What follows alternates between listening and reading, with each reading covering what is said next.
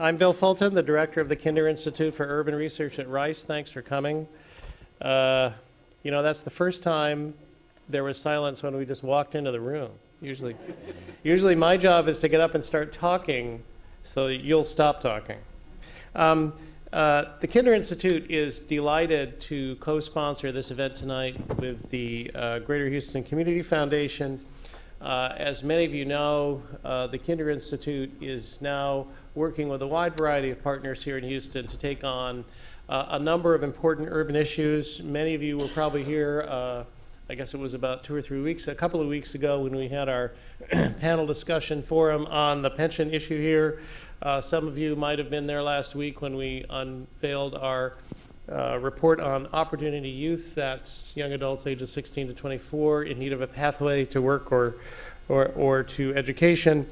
And of particular interest to many of you, I think, will be the fact that in, I guess, about a month, we will be releasing our report in collaboration with the Urban Land Institute on adaptable suburbs, using many examples in suburban Houston. So we are thrilled to have you here tonight and thrilled that you are interested in participating in Kinder Institute events. Before I move on, I would like to welcome Steve Maislin, who is our co-sponsor, the president and CEO of the Greater Houston Community Foundation. Steve.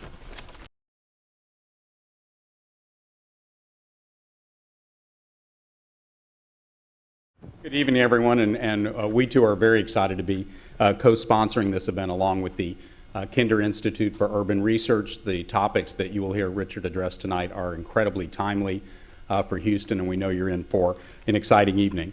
I did want to take 1 minute to tell you a little bit about the Community Foundation. We work in the area of expanding philanthropic impact in the Greater Houston area, which means we work with individuals and families, corporations and family foundations to both grow the amount of philanthropic capital that's invested in this area and to partner with our donors to provide research, data, and best practices in order for them to invest those resources in a strategic and impactful way. And it's a very exciting line of work for us, and we are honored by our donors. We have $560 million of philanthropic capital under our auspices that will ultimately be invested with other nonprofit organizations to drive impact. And our donors gave out $112 million last year in grants, about half of which stayed in Houston, to give you a sense of the scale. And there are community foundations all over the country. We're the 34th largest at this point. When you hear grant making and foundation, you often think of discretionary grant making, but all of our grants are donor advised, so we don't accept any grant proposals and the like. It's all driven off of our donors' focus and desires to make a difference in the community. So once again, we are thrilled to be partnering with the Kinder Institute and looking forward to a great evening. And with that, let me pass the baton back to Bill. Thank you. Thank you, Steve. A couple of items before we move to the main event. I want to thank the sponsors of our KI lecture series, Chevron and CenterPoint Energy, for their support of this series. If you want a live tweet tonight, just see right there in the corner there, hashtag KI Forum. Also, we'll have a brief question and answer period after the talk. As you came in, I think probably you got a little note card and a pen. So please use that. We won't be able to take questions from the audience, but I will be asking written questions from the audience after the talk. And I want to say thank you as well to all the members of the Kinder Institute board who are here tonight or who have participated in this. So now it's my pleasure to introduce Richard Florida. Richard Florida is one of the world's leading urbanists. In fact, a couple of years ago, MIT named him the world's most influential thought leader. Now, since you know it was MIT, right, so it was very scientifically based, right? A lot of empirical research, I'm sure, went into that. In addition to that, his Twitter feed was recognized by Time magazine as one of the naturally 140 most influential Twitter feeds in the world, and it is really a great Twitter feed. Richard Florida is the director of the Martin Prosperity Institute at the University of Toronto's Rotman School of Management. He's a global research professor at NYU and a visiting fellow at Florida International University. For most people, I'm sorry, also co-founder and editor of City Lab, which is probably one of the most important websites on city issues in the country and the world. Shortly, right below that, of course, is the Kinder Institute's own Urban Edge blog. But Rich came to the attention of most of us in the world of urbanism about 12 or 14 years ago when he published his path-breaking book, The Rise of the Creative Class, which really redefined and turned upside down everybody's thinking about how cities can thrive and prosper. And since then, of course, cities have become really the center of the economic world in a whole new way, and Rich has been out ahead of that the whole time. He has taught he taught at Carnegie Mellon. I always have to mention this when I'm at Rice, because when you say Carnegie Mellon at Rice, people all of a sudden pay attention, right? He taught at Carnegie Mellon for a long time. He was instrumental in documenting the incredible turnaround based on the creative class at Carnegie Mellon. That was where the inspiration came from. And he went to Rutgers. He grew up in New Jersey, as he'll tell you. Went to Rutgers and got his PhD at Columbia. And since, in the last 2 years since I've been here, Houston has become the focal point of a lot of discussion about urban issues and urbanism in the United States, much more so than I ever imagined. So we are thrilled to have Richard Florida here today to talk a little bit about cities and urbanism and the future of Houston. Rich, come on up.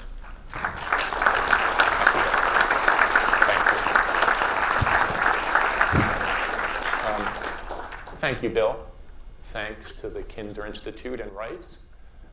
Thanks to the Greater Houston Community Foundation, Steve, and everyone here. It's great to be back in Houston.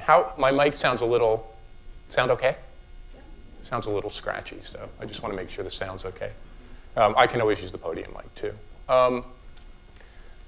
We are living through, each and every one of us, the greatest social and economic transformation of human history. And I don't say that lightly. If you scroll back, just let your mind wander and scroll back through the ages. And if you think about most of the time human beings have been on this earth, for most of that time, for the grand majority of that time, we made our livings, we built our communities, we generated prosperity by tilling the soil. We formed little communities around fertile river deltas, and we built up agriculture.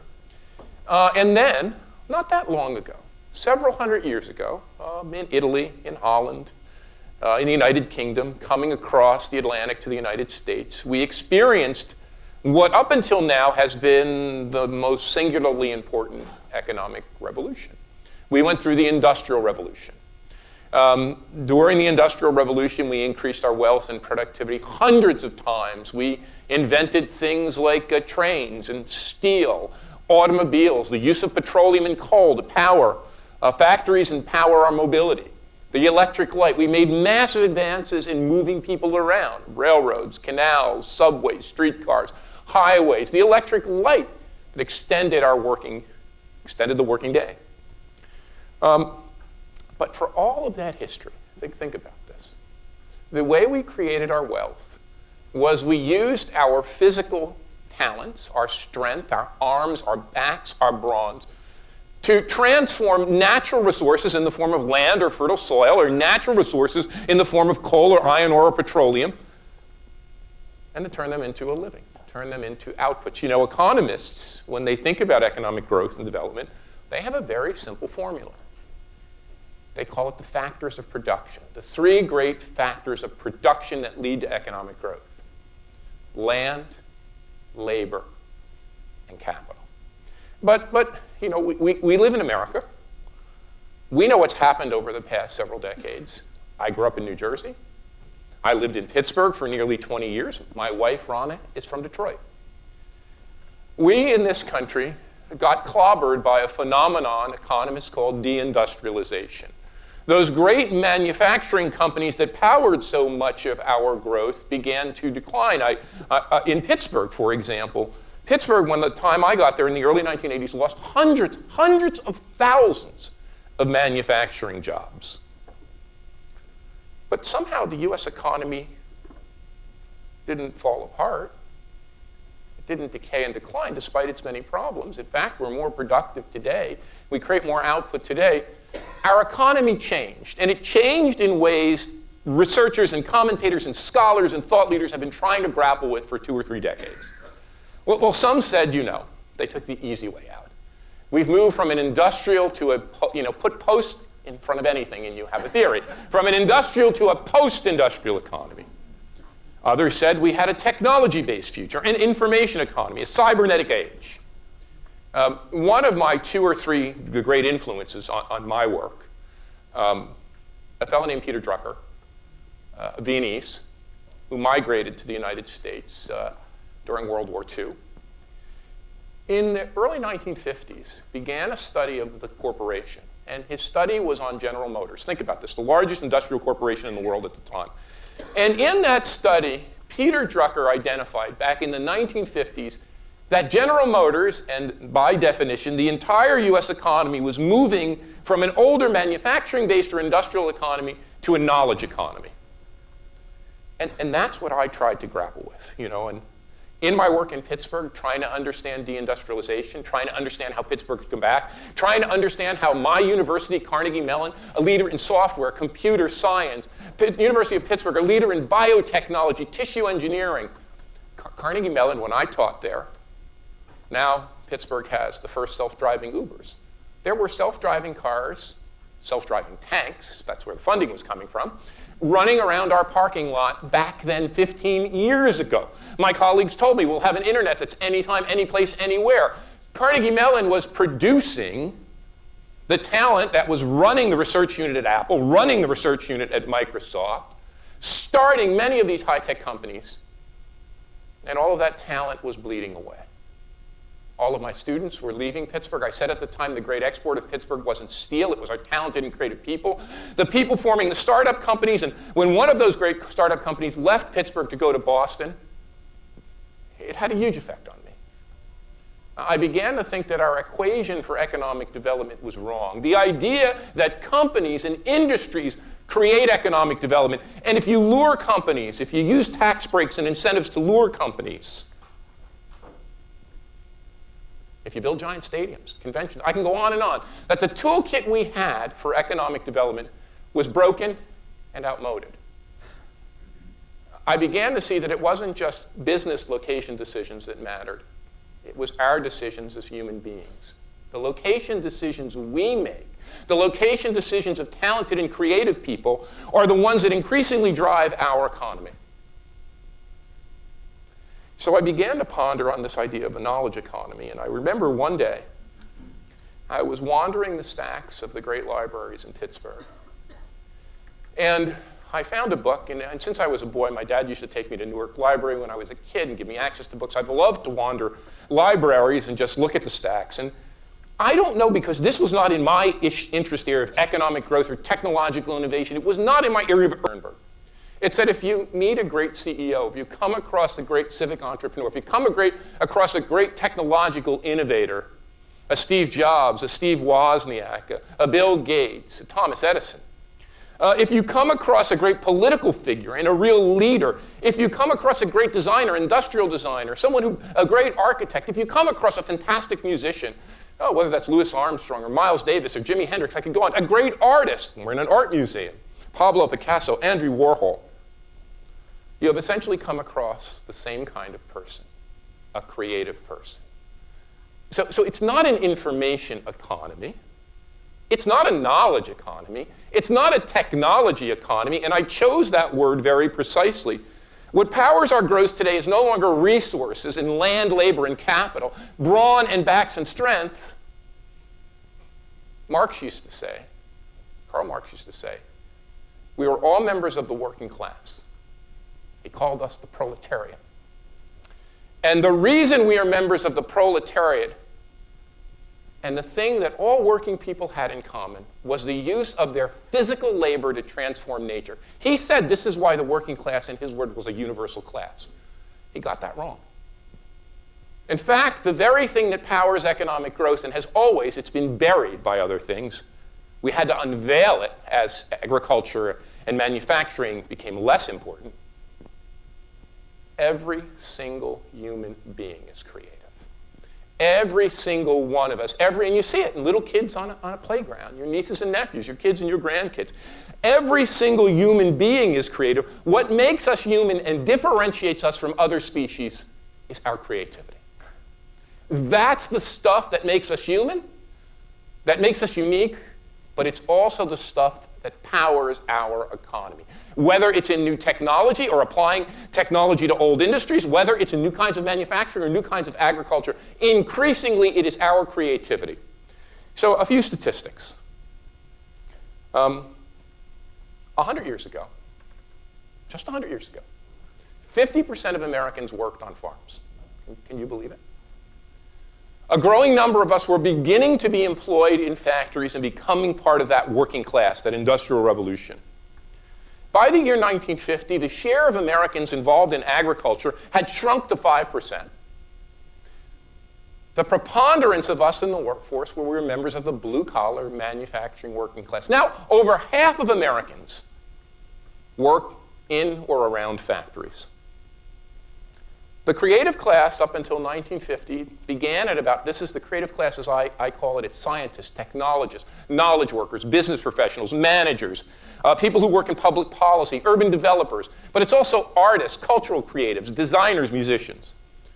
Between 1900 and 1950, that group grew from 5 to 10% of the workforce. As late as 1980, when I was graduating college, the creative class made up 15% of the workforce.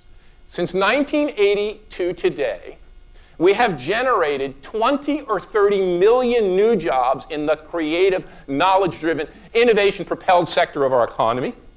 Now, 33% of Americans, and I have the trusty statistics rate for Houston right here, and 825,000 Houstonians are members of the creative class. The creative class, that accounts for a third of our workforce, generates half of all wages and salaries paid in America, over $2 trillion, and 3/4 of discretionary purchasing power.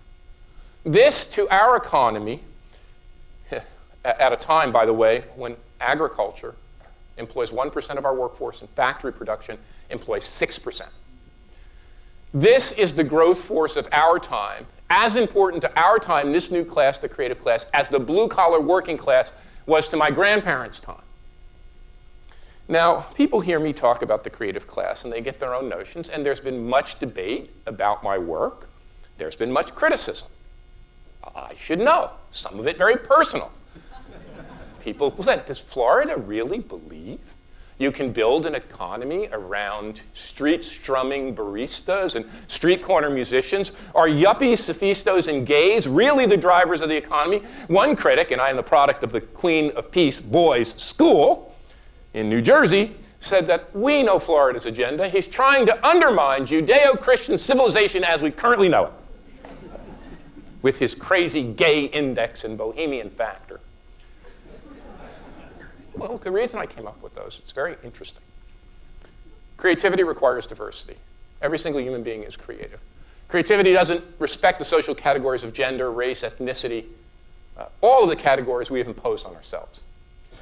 So when I was doing this research, a friend of mine said, you should meet a young man named Gary Gates. Gary Gates is doing research on the gay population, where gay males live.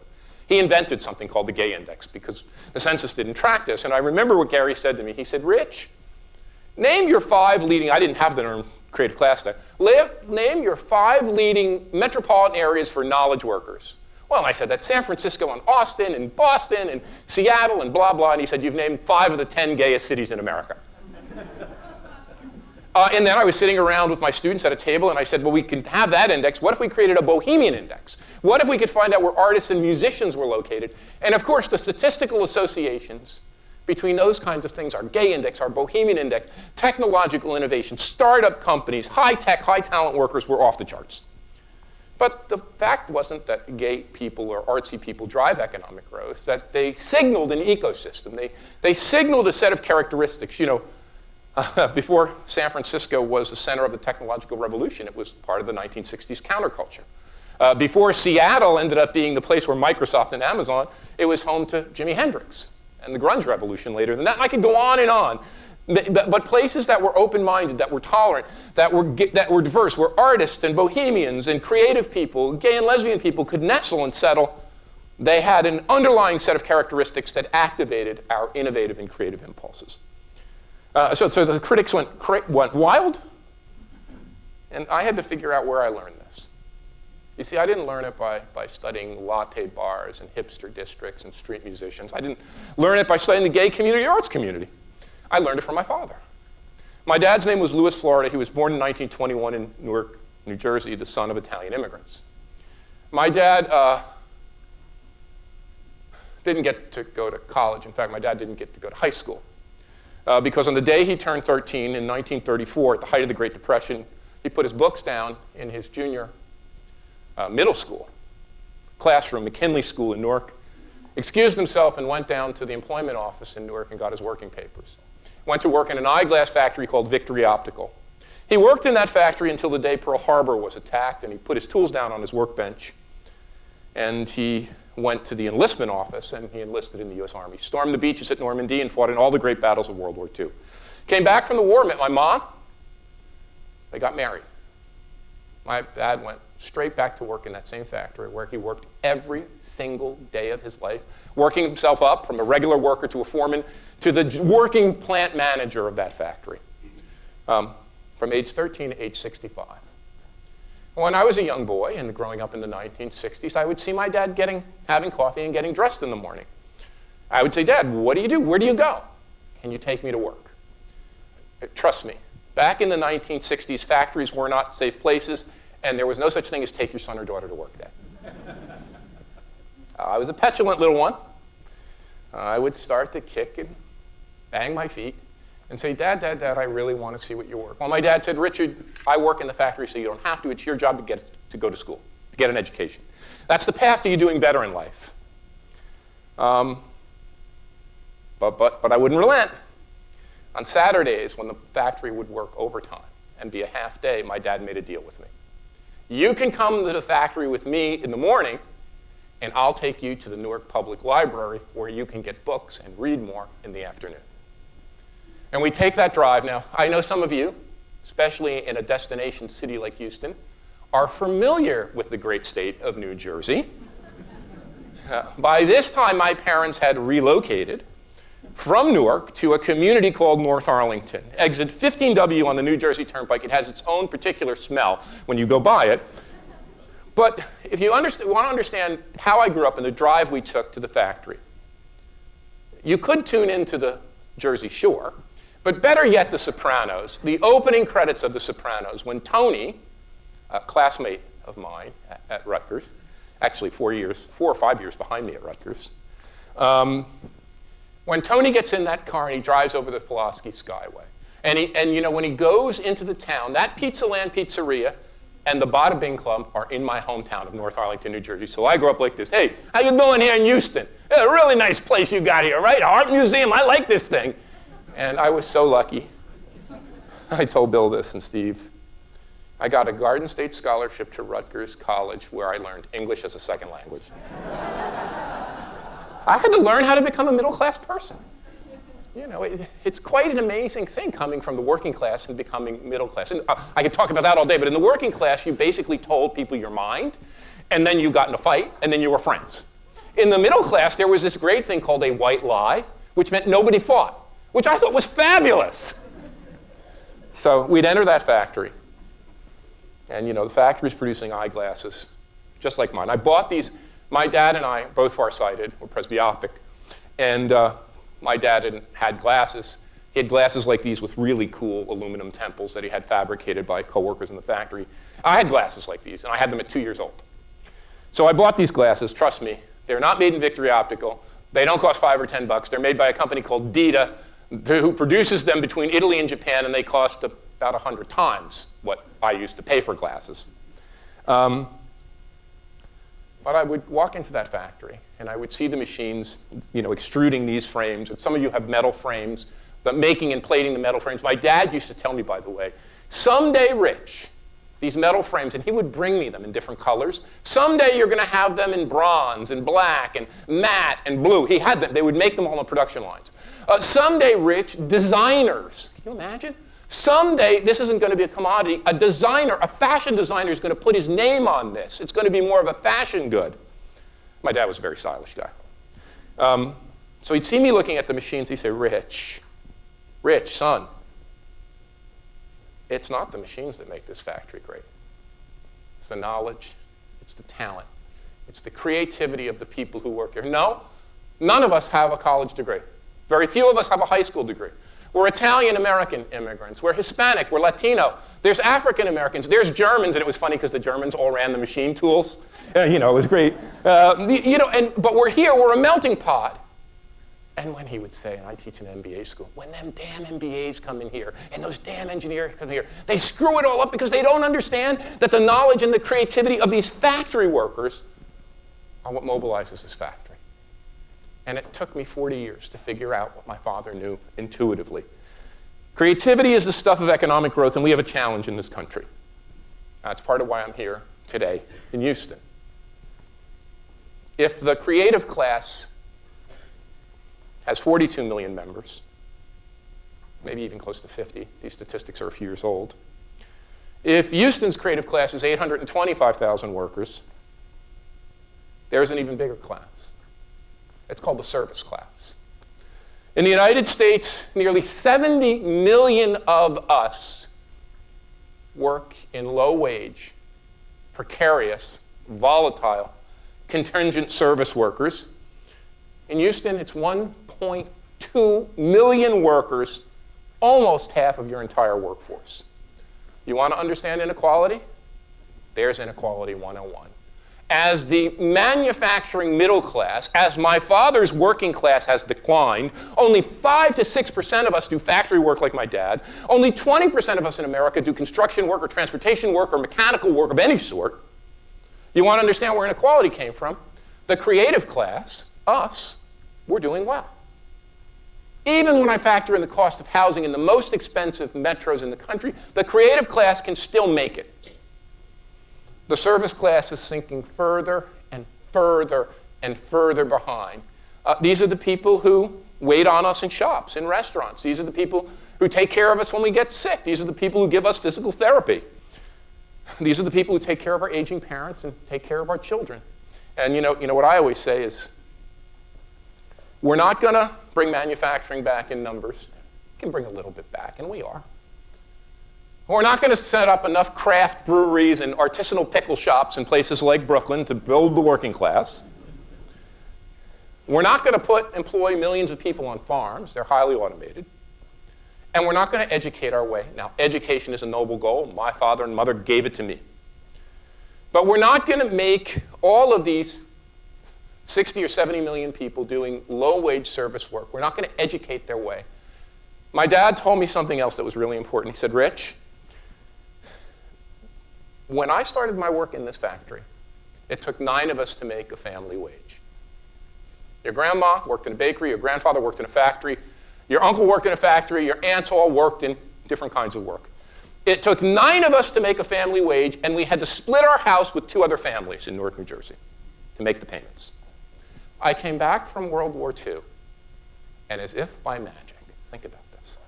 We turned my job from a crappy, low-wage, insecure job into the kind of job that, Rich, I could buy this house here in the suburbs, I could put you 2 boys in Catholic school, and I could put you through college.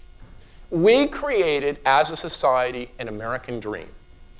We decided, our industrial leaders, our political leaders, FDR decided that in order to make a middle class that could buy the stuff coming off the assembly lines, that could buy the cars and trucks and air conditioning units and television sets and Maytag washer dryers and Kelvinator refrigerators, all the stuff that was in our little 1,200 square foot suburban house, we had to pay people a wage that would generate demand. And we developed a model of the American dream on the backs of factory workers, working people. My Uncle Walter, who lived next door to us, the only member of my extended family to have an advanced education, he put himself through Newark College of Engineering at night, had a master's degree in chemical engineering, and ran Colgate-Palmolive's research division.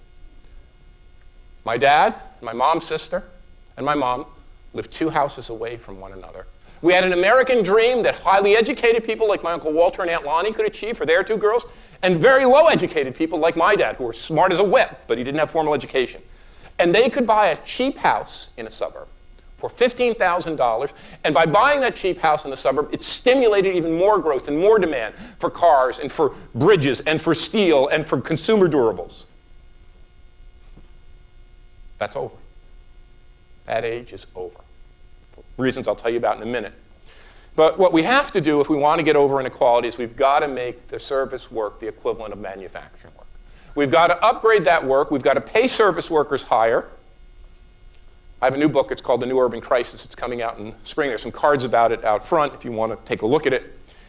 We have to make sure that service workers can have the same kind of jobs that my dad did. We have to pay them more. And in return for paying them more, we have to do what my father's factory did, what great factories all across the world do.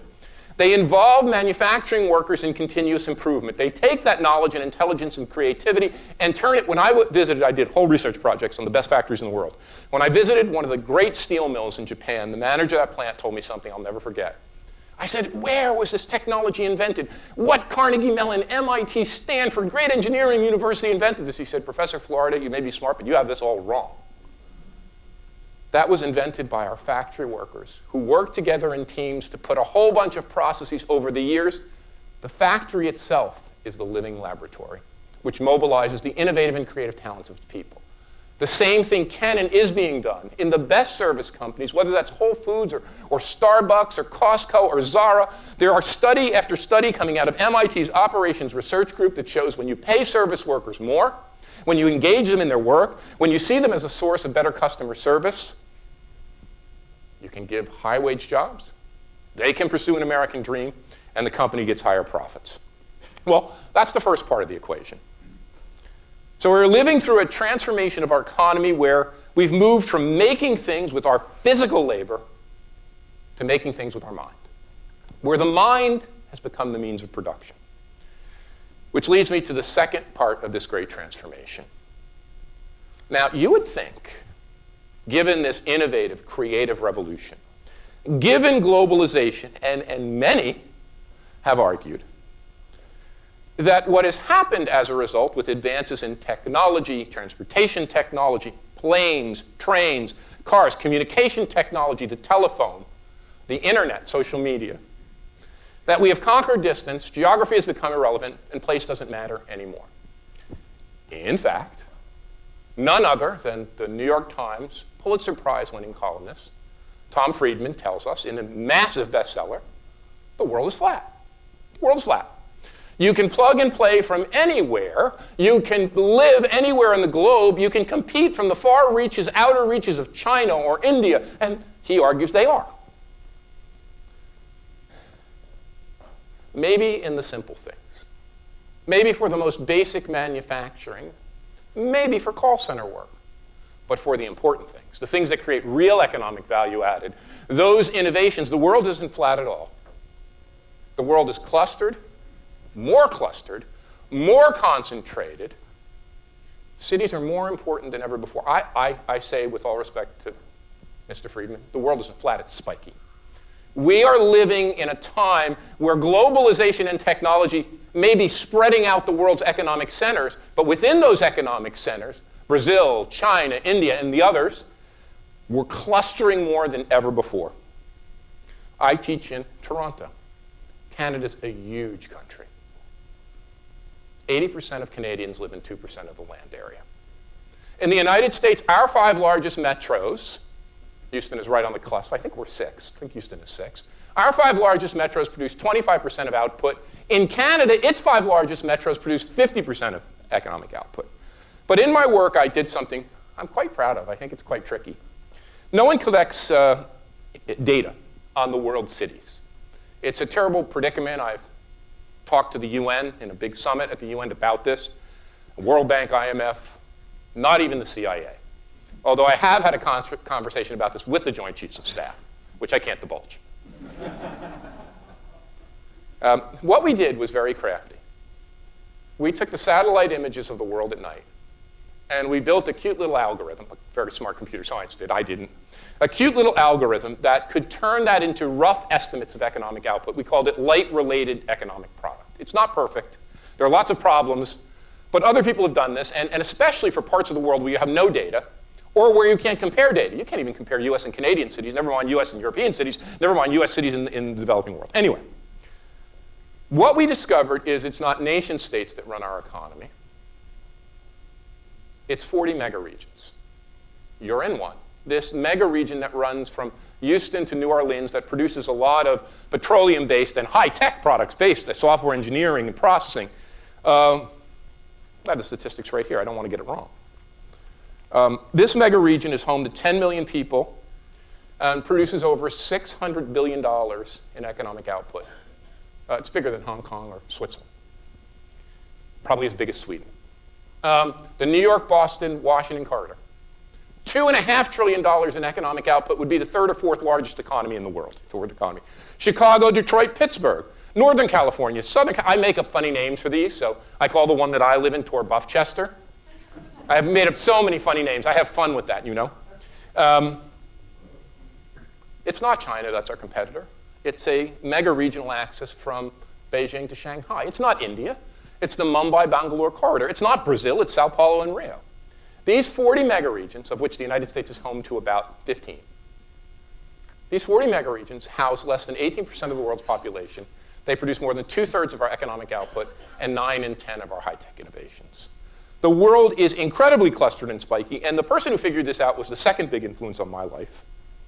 After Peter Drucker, the person I got to know, was the great urbanist, Jane Jacobs. When I moved to Toronto, Jane was in her 80s, and we became quite close friends. And one day, I mean, Jane has the best quips. Her one-liners are to die for. New ideas require old buildings. Density in the absence of pedestrian scale is extremely dangerous. And they're just, in the context of my new work, when I'm going to talk about gentrification, when a place gets boring, Richard, even the rich people leave. So I asked Jane what she thought was her most important contribution. She said, I think I figured out something that's puzzled all of you economists. You economists believe that economic growth comes from a division of labor and economies of scale. As you create more of an assembly line and more of a Taylorism, when you make those tasks more simple, basic, you bring it together in a factory, you get a big, giant corporation, you get an economy of scale and you grow. She said, that's not a theory of economic growth. That's a theory of efficiency.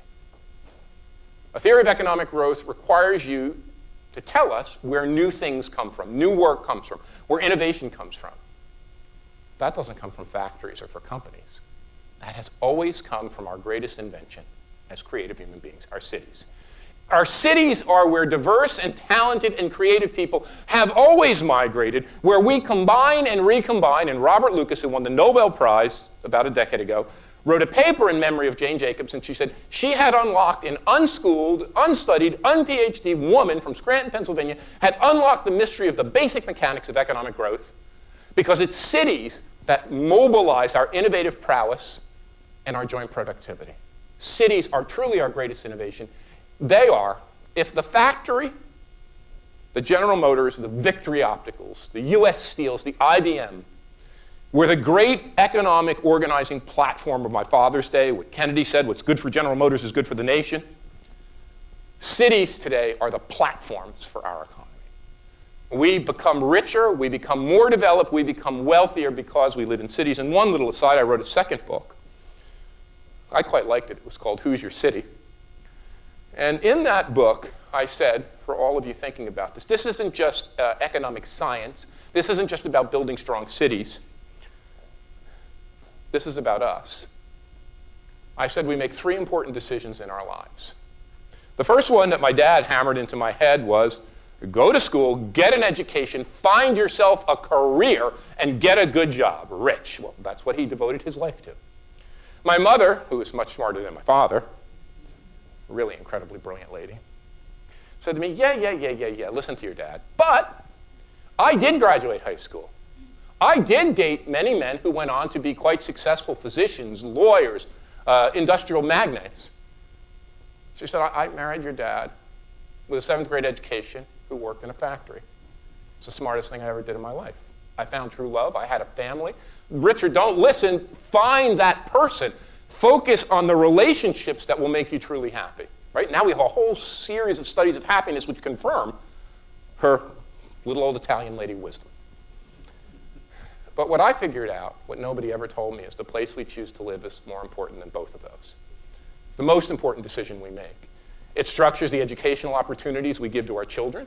It structures our professional networking and career opportunities, because we don't have one job for life. We move around.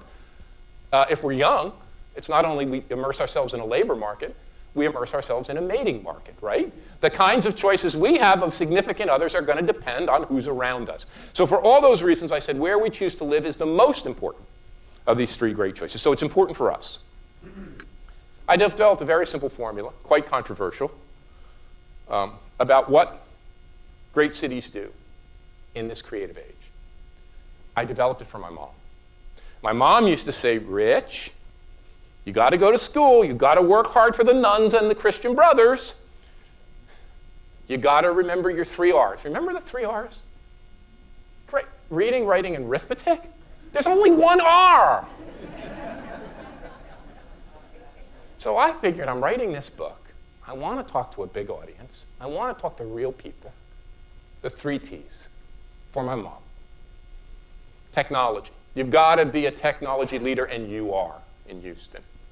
I think you still have the highest per capita software engineers in the planet. You need to have startup companies. You need to have great universities. But I lived in Pittsburgh. We had a great university, Carnegie Mellon. We had 2 great universities, Carnegie Mellon and University of Pittsburgh, and we shipped that technology away. It was being put to use in San Francisco and Seattle and New York and Tokyo and Korea. You need to be a 2nd T, talent. Because talent is the thing that generates the technology. You need to be a place with good schools. Well, Lord knows Pittsburgh had great schools. It had great elementary schools. It had great public schools. It had great public urban schools, Shenley High School. The high schools in Squirrel Hill were amazing. And our kids were leaving because talent is mobile. You know, by the way, 50% of the high-tech companies founded in the San Francisco Bay Area are founded by an immigrant, which led me to my 3rd T, tolerance. Talent, technology, and tolerance. A place to be able to grab that technology, to be able to attract and retain the talent, much of it coming from offshore. A place has to be tolerant. It has to be open to every kind of person. This I learned from Jane Jacobs.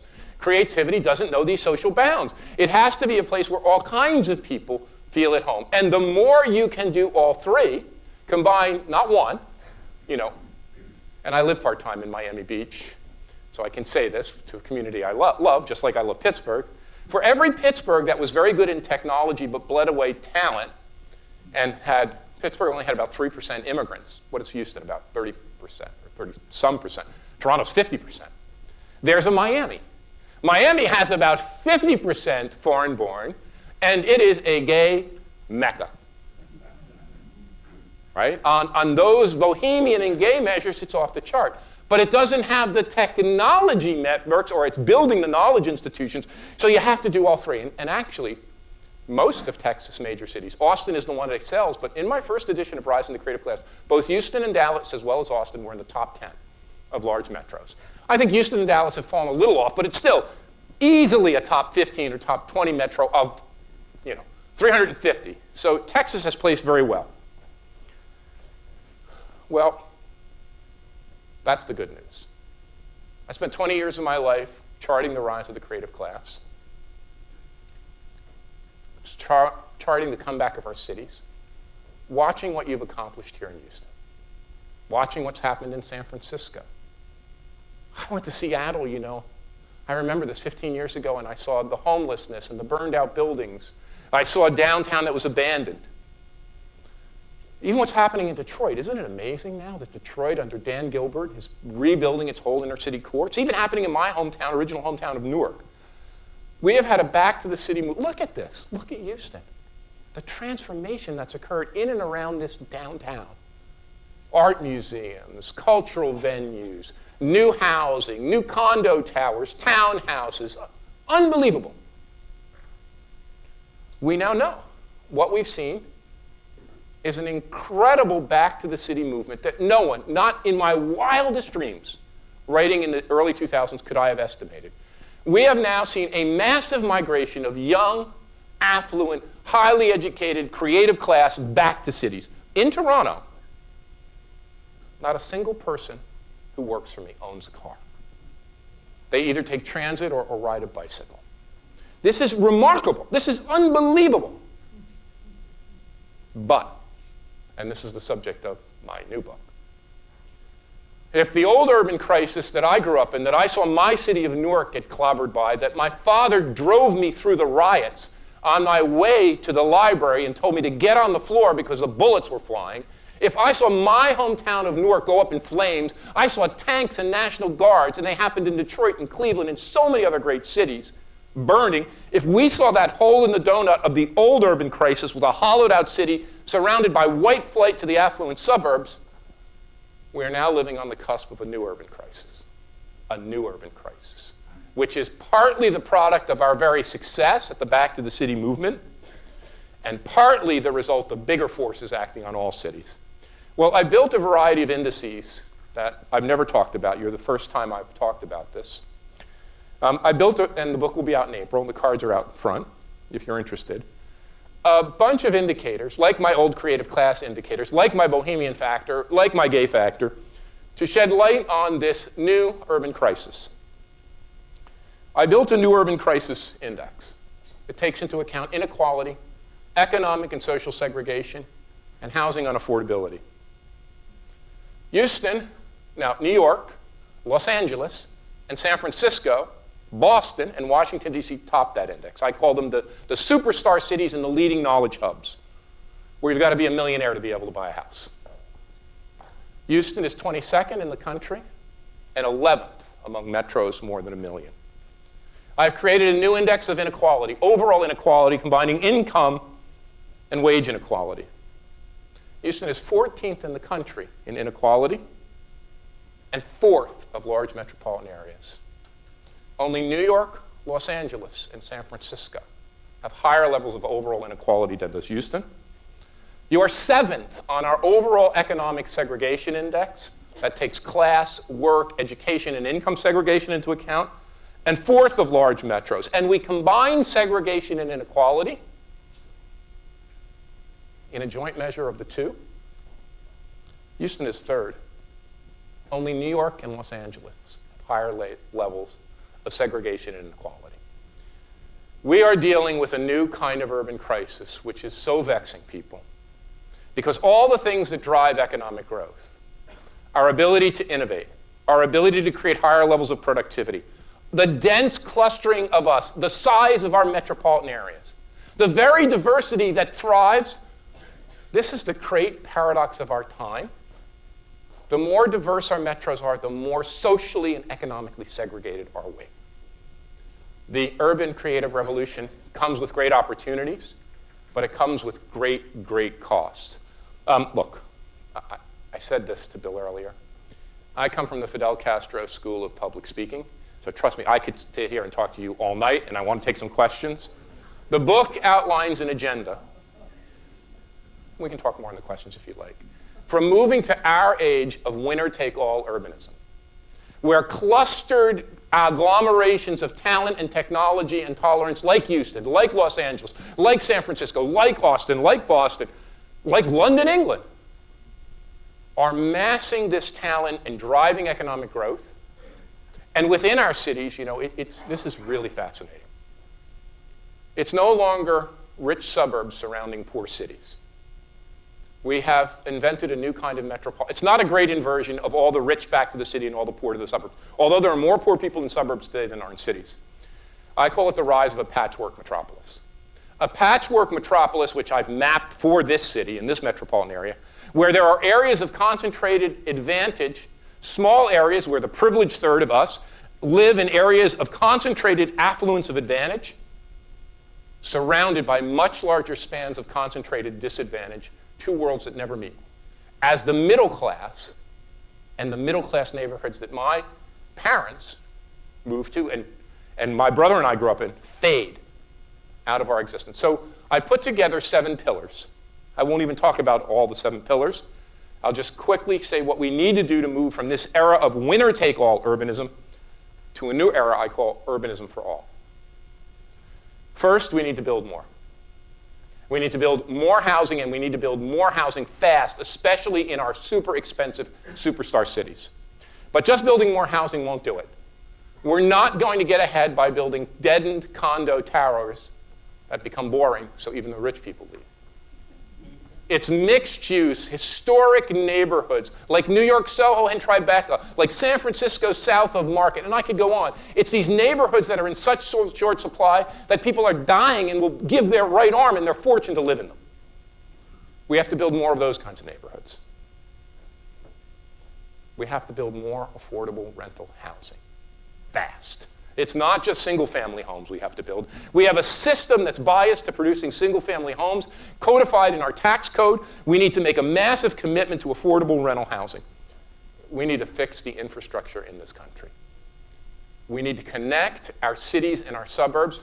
My great friend David Lewis, now in his 90s at Carnegie Mellon, one of the greatest urban designers of all time, said, "Rich, the city problem's going to fix itself."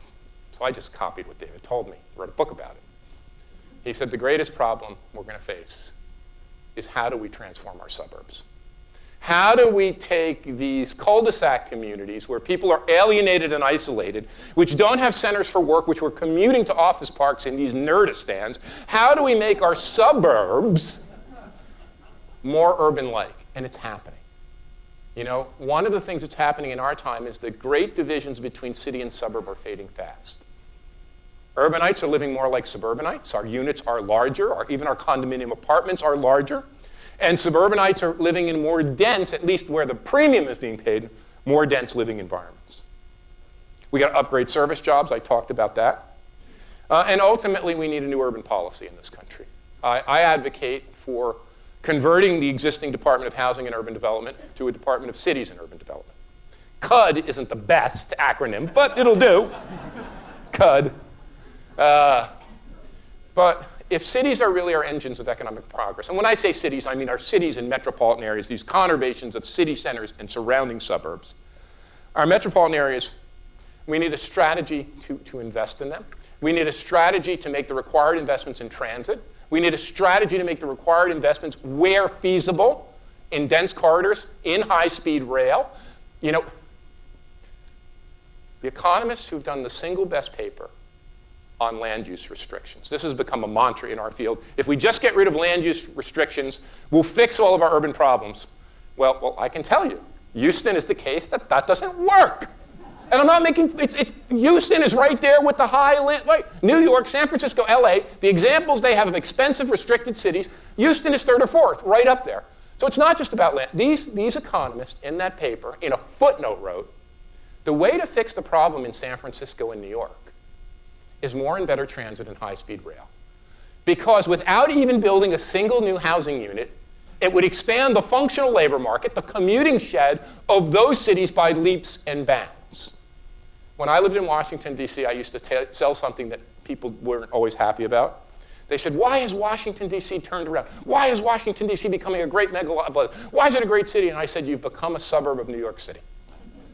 The Amtrak has made Washington, D.C. a suburb of New York City, and a bunch of nonfiction writers that write for the New York Times, like Tom Friedman, Maureen Dowd, David Brooks, and I can go on, live in Washington, D.C., and telecommute or commute to work when needed in New York. The investment we need in infrastructure. So we need to put cities at the center of our conversation about our future. Cities have to be seen as places that generate wealth, innovation, and productivity, but at the same time, that we understand that they're drivers of growth, they're also now becoming the kinds of places, because of winner-take-all urbanism, because of the dynamic of clustering and concentration, that divide us. So we have to put these challenges. We're only going to solve the challenges of inequality and segregation by developing a new urban strategy to rebuild our cities and metro areas. Thanks so much for listening. I look forward to your questions. Thank you, guys. You're very kind. Thank you very much for that very inspiring talk. Can we get Dee Dee and others? We'll collect some of the written questions. In the meantime, I'd like to start off and we'll get your questions down here in just a second. But in the meantime, I think I'd like to start by asking you one question, which is basically you've said, you concluded by saying that the inequality that is emerging requires basically a new cities or urban policy at the national level. That may or may not happen. What is it that the leaders in any given city or metro area such as this one, what can we do on our own without that support to help turn this around? Well, we are. I mean, look, mayors and urban leaders and city builders are doing all they can. We are the source of those innovative strategies, the source of the clustering. Look at what mayors like Bill de Blasio, like him or not, trying to address inequality. Mayors like Eric Garcetti trying to raise the minimum wage. So in fact, I'll head to Miami in another couple of weeks for the City Lab conference we put on with Mike Bloomberg to bring together mayors from all over the world. But I just want to make a cautionary note, because I blurbed the book. The same editor who came up with the idea of the rise of the creative class, this guy is a magician of titles, came up with the title of a book called If Mayors Ruled the World. And I blurbed that book. It is 100% right that mayors get it, but we were talking about this. I come from Toronto. We had a very interesting mayor there, Rob Ford. You may remember him. Mayors need the support, and cities need the support of our states and federal government who have the better financing tools, the better tax regimes, so to speak. So I think we need a new kind of federalism, Mayors and city builders are doing this. I think we talked about this. Philanthropy, which has been such a driver of the urban revolution, now has to begin to think about some of the challenges. I was just at the Highline Gala in New York, where private philanthropy with government funding built this magnificent linear park that then developers saw as the most gold mine development opportunity in all of human history and created this incredible wave of gentrification. So I think philanthropy city builders have to understand that we need a new kind of urbanism that we can all participate in. That's not just an urbanism for the few privileged, but an urbanism for all. Okay, now we're getting some really great questions from the audience, and I noticed that the staff, instead of bringing me the questions, is reading them because they're so interesting. So bring me more. Here's a question for you. I'm going to rephrase the question. It's okay. Bring it on. What did you get wrong in the rise of the creative class? Well, I think I just told you. I got wrong that I thought the creative class was going to magically restore our cities and they were going to become a new middle class like my dad and we were going to live all happily ever after. I could not anticipate the fact that the dynamic I saw as one of urban growth and revival, that there was a dark side to the urban creative revolution, a very deep dark side. And so in the new book, I was an urban optimist.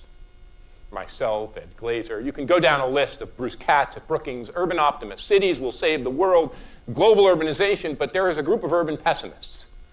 They're mostly very far left, but they're very interesting. These are people who write about the crisis of planetary urbanization, the crisis of our cities. The urban pessimists had a point.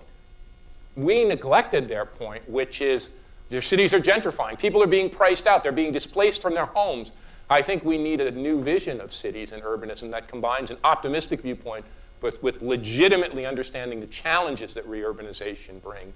And I think I was just too optimistic. I was too optimistic that these forces in cities could solve these problems, and I could never have anticipated how divided this would make us. And I think it is the urban force. Inequality is a product of clustered and concentrated urban development. That's its prime motivation. And if we want to solve it, we've got to make our cities functional, rebuild our middle class neighborhoods. So I think that's the big thing I got. Do you think you defined creativity too narrowly in that book? Well, this is such a smart point. So I had to make a choice, a narrative point. Every single human being is creative is in the first paragraph of the preface. But I had to define the group of people who get paid to use their creativity at work to make an empirical case. So I had to define those occupations and types of work like knowledge work, management work, business work, public policy work, urban development work, artistic work, creative work, where we are paid principally not to use our backs and our brawn, but use our minds, or not to serve people. These are called non-routine, highly creative, highly innovative occupations. So that's what I did. And I developed what became a compelling narrative. A third of us do this kind of work. 40 million of us, we're a third of the workforce, $2 trillion in wages and salaries. But for critics of this book and opponents of this viewpoint, they took that as a divisive thing. It's an elite creative class versus the rest, which was not my purpose. But I think in defining it that way and defining the creative class as a unified, which I believe it is, I think it opened that line of criticism. So on Sunday night, we're going to have a debate between two presidential candidates, one of whom lives in Midtown Manhattan, and the other of whom has her national campaign headquarters in Brooklyn. And neither of them is going to say a word about cities or an urban agenda. And I'm wondering, how can you turn the, and this is one of the questions here, not the I'm wondering part of it, how can you turn the national discussion to the point where presidential candidates feel the need, presidential candidates who live in big cities in the Northeast, which is not something I ever thought I'd live to see, feel compelled to address these issues and bring about change of the type you described? Well, look, we live in a country that's divided along class lines, highly educated, creative class people who are in one party, less educated, white working class people who are in another party, and that's divided along urban and suburban or urban and rural lines. So we face a horrific divide in our country. And I'm a big supporter of President Obama, but President Obama grew up in cities too. And aside from minor moves, has not made any big moves. I think the way we do this is I have to do a better job. We have to do a better job. Economists have to understand, and most economists don't understand this because most economists don't think in spatial terms. They think in economy-wide terms, that the basic driver of economic growth isn't factories or resources, it's people in cities. That's the basic motor force of economic growth. When we figure that out, then we'll say, oh my God, we not only need an economic policy and a technology policy, we not only need an education policy, we need a cities policy. But the good news is, one, I think Mrs. Clinton gets this. I think she hasn't talked about it a lot for obvious reasons, but I think she understands it. Two, it's happening in other countries. The United Kingdom has put together a blue ribbon commission on cities. It is trying to give cities representation in its houses of parliament. It is devolving power back to the cities and the metropolitan areas to control their own destinies and get better revenue tools. Canada, under the leadership of Prime Minister Trudeau, is putting together, and I'm a member of the task force, a new urban development policy. So it's happening. And I guess the thing I want to say is these are long lags. The rise of a new kind of creative urban economic system is only 20 or 30 years old. By the time we had the Industrial Revolution beginning in the 18th century, it took until 1935 to get a New Deal, to build a working class and American dream. So the lags are long, but I think sooner or later we'll get there. It's just proving a little harder. I wish the United States would do more. It's proving a little harder for the United States to catch up. Okay, we have time for one more question now, and again, I'm going to adapt this slightly. You described in your own family experience that the whole economic miracle of the post-war generation was driven by suburbanization and also by bringing vast numbers of people into homeownership for the first time ever. Now we appear to have a generation that maybe doesn't value homeownership. What's the impact of that on the future of cities and of America and on their own lives? I think this goes back to your previous question. We are living through the final closing of the frontier. When the frontier became an issue was in the early part of the 20th century, and the idea that the western frontier was finally closing. And then in the 1930s and 40s and 50s, we invented a new frontier. A great urbanist called it the crabgrass frontier, the suburban frontier. For all of our history as a society, we could find the new frontier. The new place with cheap land that you could hook up with transportation and you could develop on the cheap. That era of cheap, sprawling growth is over. Look at Houston. Look at Miami. Look at Washington, D.C. Look at Boston. Look at Toronto. You want to see traffic? Come visit me in Toronto. Holy shit. When a metro gets to 5.5 or 6 million people, up to then you can use the car, and then it just shuts down. Traffic becomes horrendous. People can't get around using cars. You have to retool the way you live. So this is for the first time, it's no longer expansion that's going to help. It's going to be intensification, densification. Rebuilding our cities and our suburbs. You know, when I said the kids in Toronto, they're getting around on a bike because it's much faster than getting around in a car. When I'm in New York City at NYU, well, I never drive. Occasionally I take an Uber. I use my bicycle. It's the most effective way to get around a big congested city. So the point is we're going to have to build a new urban frontier, and we're going to have to increase density. What does that mean? The suburban home that was so much a part of my father's dream and so much a part of the economic miracle is no longer that vehicle.